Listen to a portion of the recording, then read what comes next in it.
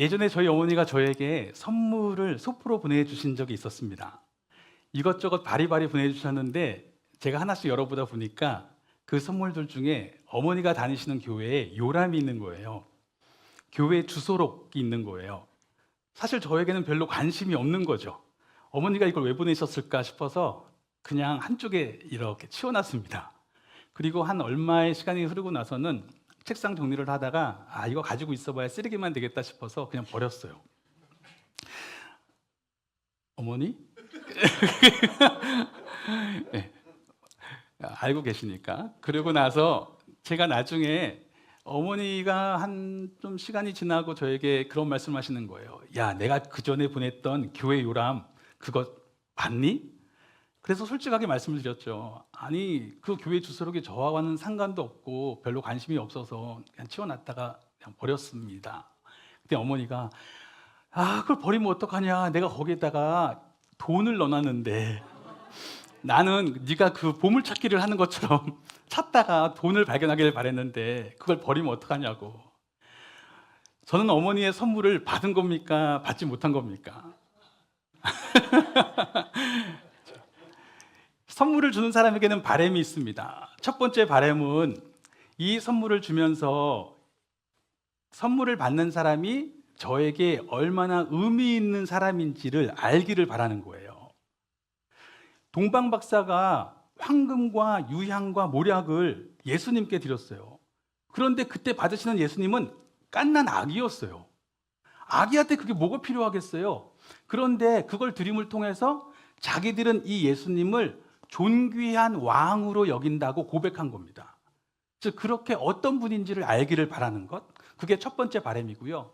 두 번째 바람은 그 선물이 정말 의미 있게 쓰여지기를 바라는 것이죠. 그냥 나에게 남는 거 하나 준 거라면 모르겠지만 정말 값비싼 물건을 상대방에게 절실하게 필요한 것이라서 내가 어렵게 구한 것을 준 거라면 이게 정말 값비싸게 귀하게 쓰여지기를 바랄 것입니다. 저희가 성탄절을 생각하면 많이 떠올리게 되는 단어가 바로 선물이란 단어입니다. 하나님의 아들이 우리에게 선물로 오셨습니다. 그 선물을 제대로 받으셨습니까? 오늘 본문 말씀은 요한 1서 3장 8절 말씀입니다. 우리 함께 같이 읽어보겠습니다. 시작. 죄를 짓는 자는 마귀에게 속하나니 마귀는 처음부터 범죄합니다. 하나님의 아들이 나타나신 것은 마귀의 일을 멸하려 하심이라. 한 번 더 읽겠습니다. 시작. 죄를 짓는 자는 마귀에게 속하나니 마귀는 처음부터 범죄합니다.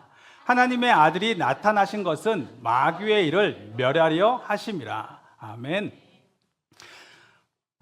이 본문이 성탄절과 무슨 상관이 있나 이렇게 생각하실 수 있는데 하나님의 아들이 나타나셨다라고 하는 이야기가 바로 성탄에 대한 이야기입니다.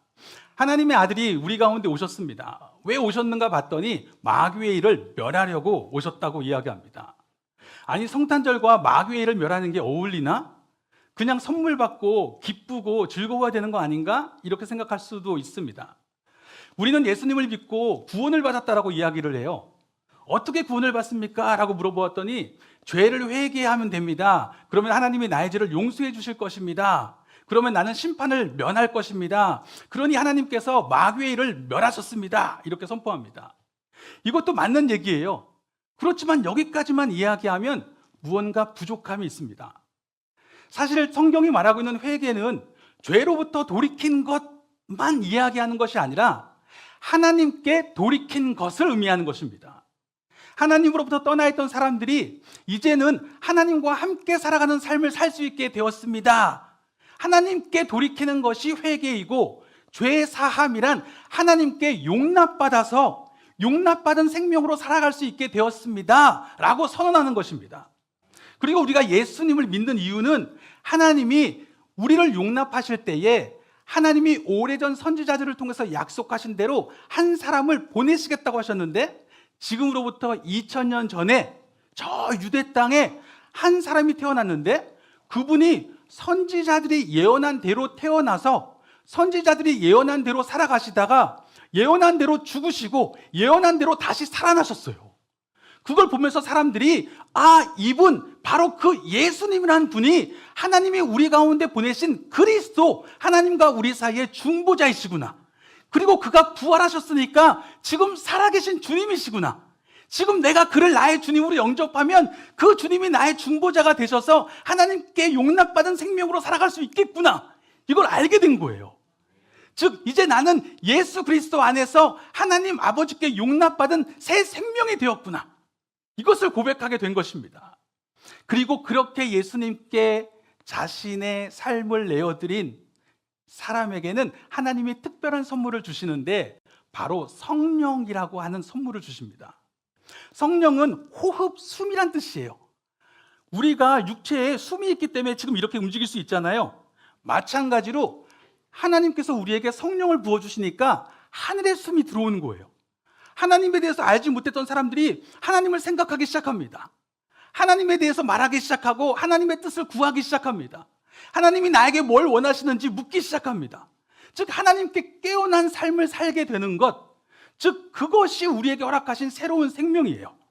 즉 예수님을 통해서 나의 죄를 대속해 주신 것뿐만 아니라 이젠 예수님 안에서 하나님께 용납받은 새로운 생명으로, 하나님께 깨어있는 생명으로 살아가게 하시는 것, 그것이 우리가 받은 선물인 것입니다.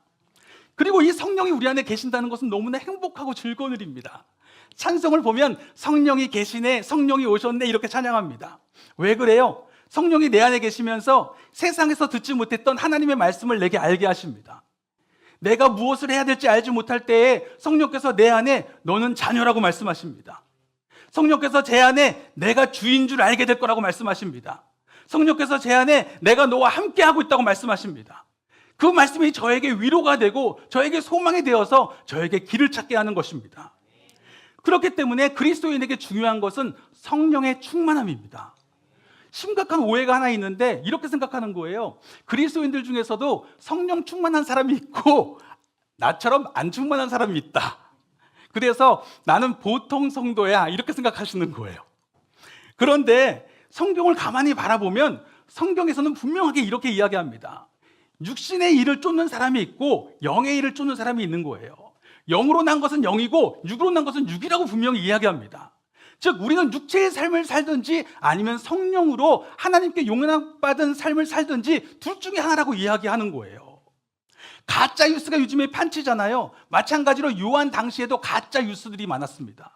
가짜 교사들이 뭐라고 이야기하냐면 예수님처럼 살지 않아도 됩니다. 용납받았으니까, 하나님이 당신을 용서해 주셨으니까 그거 기뻐하고 살면 됩니다. 예수님처럼 굳이 살지 않아도, 성령 구하지 않고 살지 않아도, 성령 구하지 않고 살아도 괜찮습니다. 이렇게 이야기하는 거예요. 그러나 그것은 명백한 가짜 뉴스예요. 분명히 그리스도인은 성령의 인도함을 따라 살아가게 되어 있습니다. 로마서 8장 9절의 말씀에 보면 성령, 그리스도의 영의 인도함을 받지 못한 사람은 그리스도의 사람이 아니라고 이야기합니다.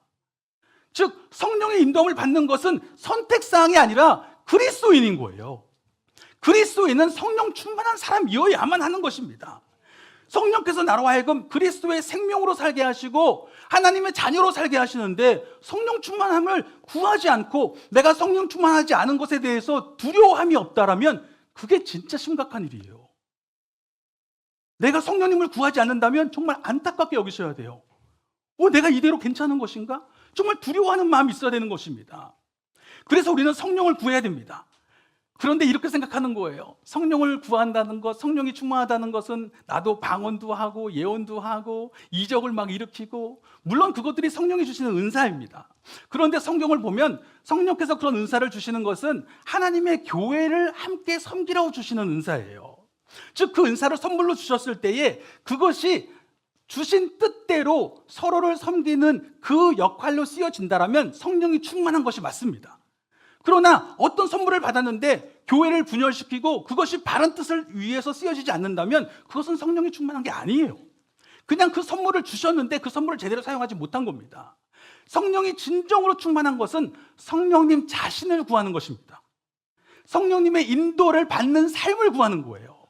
내가 오늘 성령님의 인도를 따라 살아가겠다고 하는 그 의지가 내 안에 충만한 것, 성령님의 인도를 따라가고 싶은 그 소망이 내 안에 있는 것, 그것이 성령의 충만함입니다.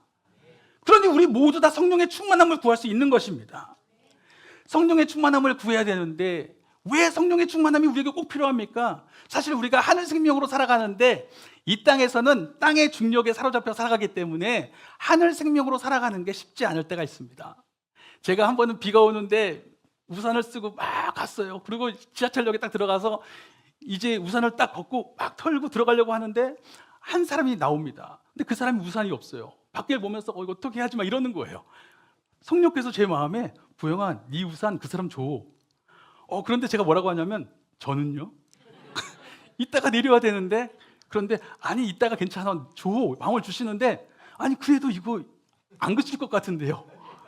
그런데 그분이 막 이러다가 그리고 막 뛰어가 버린 거예요. 근데 제가 뭐라고 했겠어요?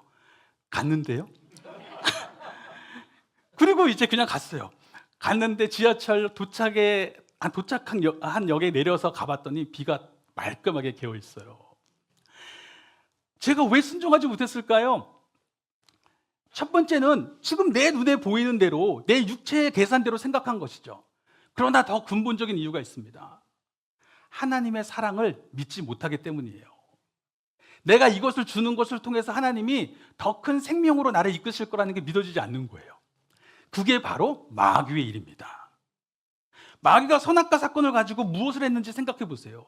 하나님이 그 모든 걸 주시면서 왜 선악과만 먹지 못하게 하신 거예요? 이유는 선악과를 먹지 못하면서 깨닫게 되는 거예요. 이제까지는 다 내가 주인인 줄 알고 살았는데 선악과 먹지 못하네? 내가 주인이 아니구나. 하나님이 주인이시구나. 그러면 내가 누리는 삶은 선물이구나. 하나님의 은혜로 사는 것이구나. 그러면서 나에게 이 은혜를 주신 하나님을 사랑하고 그 은혜를 의지해서 다른 사람을 바라보며 살아가는 것입니다. 벌거벗었으나 부끄럽지 않은 삶을 살게 되는 거예요. 그러면서 그 생명과 은혜를 누리는데 마귀는 이렇게 이야기합니다. 야, 하나님이 너 그거 먹지 못하게 하신 거 너 사랑하지 않아서야. 너 하나님처럼 잘 될까 봐 막고 계시는 거야. 하나님의 사랑을 믿지 못하게 해요. 그러니까 순종할 수가 없어요. 순종할 수가 없으니까 그것을 통해서 누리게 하시는 생명과 복을 누리지 못하는 것입니다. 마귀는 우리에게 하나님의 사랑을 믿지 못하게 하는 그 일을 하는 것입니다. 그러면 하나님의 아들이 나타나신 것은 무엇을 하신 거예요? 우리로 하여금 하나님의 사랑을 믿을 수 있는 사람이 되게 하신 거예요. 하나님의 아들이 먼저 이 땅에 오셔서 첫 번째 아담이 하지 못했던 일을 먼저 이루십니다. 그가 먼저 하나님의 사랑을 믿으시고 하나님의 말씀을 따라서 십자가의 길을 걸어가세요. 그리고 그 걸음을 통해서 하나님이 어떻게 생명과 복의 일을 이루시는지를 직접 경험하셨습니다. 부활의 역사를 통해서 보여주셨어요. 그리고 하나님은 그렇게 순종하신 예수님이 우리의 그리스도가 되게 하셔서 그리스도 안에서 그 중보자 안에서 우리 모두가 하나님께 나아갈 수 있게 하셨습니다. 그것도 마귀의 일을 멸하신 것이죠. 그런데 더 놀라운 것은 성령께서 우리 안에 오시니까 로마서 5장 말씀에 보니까 하나님의 사랑이 성령으로 우리 마음에 부어진 바 되었다라고 이야기합니다. 하나님의 성령이 우리 안에 오시고 나니까 하나님이 행하신 일이 무엇인지 이해가 되기 시작하는 거예요. 하나님의 아들이 왜 이 땅에 오셨지? 하나님이 왜 이 땅에 오셨지? 나를 사랑하시는구나. 내가 살기를 바라시는구나. 내가 그 자신을 내어주시기까지 그 생명으로 다시 일어나기를 바라시는구나. 하나님이 나를 사랑하시는구나. 그것이 믿어지는 거예요. 그 사랑이 확증되고 나니까 다시 하나님의 말씀을 따라 살아갈 소망이 생기는 것입니다. 내가 오늘 이 말씀을 따라가는 것이 분명히 나에게 생명이 될 거라는 것, 복이 될 거라는 게 믿어지는 거예요. 저희가 코로나 때 재정이 당연히 없었겠죠. 사람도 없는데 재정도 당연히 없고 모이지 못하니까 어느 날 보니까 교회 재정이 50만 원이 남아 있습니다. 그래서 제가 하나님 아버지 앞에 기도하기 시작합니다. 아버지 50만 원으로는 부족합니다. 더 채워주시옵소서. 채워주시옵소서 기도를 하는데 성령께서 제 마음에 주시는 것이 부영아 그 50만 원 다른 교회에 보내라. 아니 제가 50만 원이 부족해서 기도한 거라고요. 그런데 하나님은 저에게 그 50만 원을 다른 교회에 보내라. 그래서 막 눈물이 나는 거예요. 그러면 저희는 어떡합니까? 그런데 보냈어요. 왜 보낼 수 있었을까요? 왜냐하면 그 전에 경험했던 일들이 있었기 때문에, 그 전에 하나님이 저를 어떻게 먹이시고 살리시는 걸 경험해봤기 때문에 분명한 고백이 하나님이 나를 아시는구나, 나를 사랑하시는구나, 그러면 내가 오늘 내게 맡겨진 일을 하면 되겠구나, 이것이 생명과 복이 되겠구나라는 믿음이 있었기 때문에 보낸 거예요. 그리고 정말 그 며칠 후에 우리 교회뿐이 아닌 분이 건축 공금을 우리 교회에 보내신 거예요. 그래서 그걸로 교회를 몇 달을 또 지냈어요. 결국 하나님께서 그 사랑이 내 안에 믿어지게 하실 때에, 성령이 내 안에 믿어지게 하실 때에 우리는 순종할 수 있는 것입니다. 하나님의 아들이 나타나신 것은 마귀의 일을 멸하려고 하심입니다. 하나님의 사랑을 믿지 못해서, 그래서 생명의 말씀을 순종할 수 없고, 그로 인해서 내게 주시고자 하는 그 생명과 복의 길을 누리지 못하게 하는 것, 그것이 마귀의 일입니다. 그러나 하나님께서는 예수 그리스도와 성령으로 이 문제를 해결하신 거예요. 마귀의 일을 멸하신 것입니다. 이제는 그리스도의 생명을 믿고 아버지께 나아가게 합니다. 그리고 성령께서 오셔서 하나님이 어떻게 나를 사랑하셨는지, 이처럼 사랑하사, 하나님이 나를 이처럼 사랑하사 독생자를 주셨으니 이는 그를 믿는 자마다 멸망치 않고 영생을 얻게 하려 하십니다. 그 고백으로 살게 하신 것입니다. 성탄의 선물을 받으셨습니까? 성탄의 선물을 받으셨는데, 와, 하나님이 나를 이렇게 사랑하시는데 나를 위해 자신을 내어주셨대, 난 이렇게 존귀한 사람이래, 이것을 생각하시는 것도 중요합니다. 이것도 선물을 받으시는 중요한 자세입니다. 그런데 여기서 멈추면 안 됩니다. 선물을 주신 이유는 그 선물을 가지고 살기를 바라시는 거예요. 예수 그리스도의 생명으로 살아가기를 바라십니다. 성령의 인도 따라서 살아가기를 바라십니다. 그 사랑에 강권되어서 살아가기를 바라십니다. 성탄절 하면은 빼놓을 수 없는 한 사람의 이야기를 하고 마쳐야 될 것 같아요. 누구의 이야기를 할까요? 그렇죠. 예수님의 이야기를 이제까지 했으니까 한 분의 이야기를 더 할게요. 산타클로스 할아버지 이야기를 하겠습니다. 산타클로스 할아버지가 어떤 분인지 아세요? 원래 이분이 실존 인물이에요. 기원 후 4세기경에 지금의 소아시아 지역, 그러니까 소아시아 지역, 그 당시에 지금의 튀르키예, 터키라고 불렸던 그 지역에 있는 니콜라스라고 하는 사람의 이야기입니다. 그런데 이 사람이 굉장히 부잣집에 태어났어요. 그런데 부모님이 그가 젊어서 돌아가셨고 막대한 유산을 받은 거예요. 그리고 이 사람이 예수님을 영접하게 되었습니다. 당시는 예수 믿으면 다 박해를 받는 때였어요. 감옥에 갇히고 고문을 받는 때였어요. 그런데 예수님을 영접하고 나니까 내가 예수님을 믿는 이 생명, 하나님이 나에게 주신 이 생명을 가지고 어떻게 살까? 그래서 자기가 받은 것, 이 유산을 가지고 자기 혼자 쓰지 않고 다른 사람을 살리는 일을 위해 쓰겠다, 이렇게 결정하게 됩니다. 그래서 다른 사람들을 살리기 시작해요. 도와주기 시작하니까 그냥 물질을 도와준 것 같지만 그것 때문에 그 사람이 다시 살아나잖아요. 그래서 사람들이 와, 이건 기적이야 라고 이야기하기 시작합니다. 그리고 어느 날은 이웃집에 세 딸이 있는데 세 딸 모두가 노예로 팔려간다는 걸 알게 돼요. 그래서 그 집에 밤에 몰래 가서 창문에다가 금주머니 3개를 던지게 됩니다. 그런데 전승에는 그 금주머니가 마침 그 집에 있던 양말에 들어갔대요. 그래서 양말을 우리가 지금까지도 한다라는 얘기가 있어요. 이건 사실인지 모르겠지만 이 사람은 사실이에요. 그래서 정말 던졌고, 그래서 이분이 나중에 그 지역의 목사님이 되게 됩니다. 그리고 예수님을 전한다는 이유 때문에 감옥에 갇히게 되고, 나중에 이 로마 정부가 기독교를 로마의 국교로 인정하게 되고 나서 이제 다시 석방이 되게 되죠. 그리고 나중에는 이분이 이 교회 역사에 보면 교회가 함께 모여서 한 중요한 회의들이 있어요. 가장 중요한 회의가 뭐냐면 니케아 공의회라는 겁니다. 니케아라는 곳에 다 같이 교회들이 모여서 교회가 믿는 것이 무엇인지를 정리한 회의예요. 이단들과 교회의 구분을 만든 회의인데 그때 거기에도 참여했던 목사님이세요. 그리고 나중에 이분이 이제 돌아가시게 된 거죠. 그래서 사람들이 이분을 세인트, 성이라고, 성 니콜라스라고 부르게 된 것입니다. 그리고 이분이 왜 이분을 기억하게 된 거예요? 단지 선물을 많이 줘서 그게 아니라 이분은 예수 그리스도께서 주신 생명이 무엇인지를 알고 계셨던 분이다. 성령의 인도를 따라 살아가는 것이 무엇인지를 알고 계셨던 분이다. 하나님의 사랑이 그를 강권하실 때 그 강권됨에 어떻게 순종하는지를 보여주셨던 분이다. 그래서 그를 기억하게 된 거예요.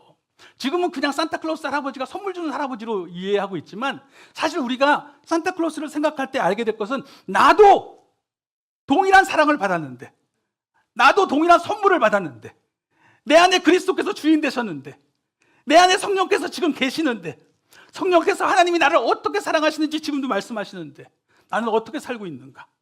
이것을 물어야 되는 것입니다. 그때 우리는 성탄의 선물을 제대로 받은 것입니다.